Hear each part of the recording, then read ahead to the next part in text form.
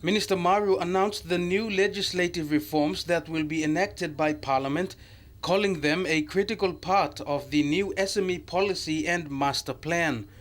The new legislations include a new Companies Act, Business Name Act, Securities Act, a National Content Act, and a new Trade and Investment Act.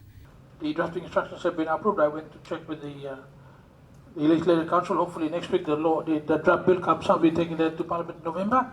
We'll have a new SME Council, which will be chaired by the Prime Minister. They will preside over this new policy and plan. The Prime Minister will take personal responsibility for the implementation of this plan.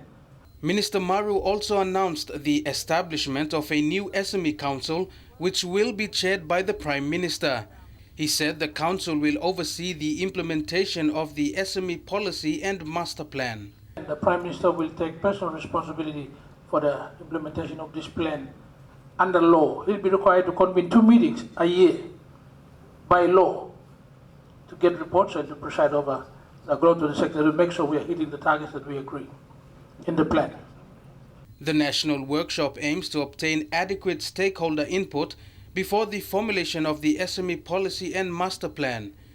It was highlighted that a policy and plan that was homegrown, inclusive and comprehensive would set the direction of growing the sector and how to get there. The primary objective under the plan is to create 500,000 SMEs and creating 2 million jobs by 2030. During the workshop, Minister Maru thanked the government for approving the 21 recommendations from the Medang SME Summit earlier this year. He said there is now the political will to drive the growth of the SME sector. Cedric Bajale, National MTV News.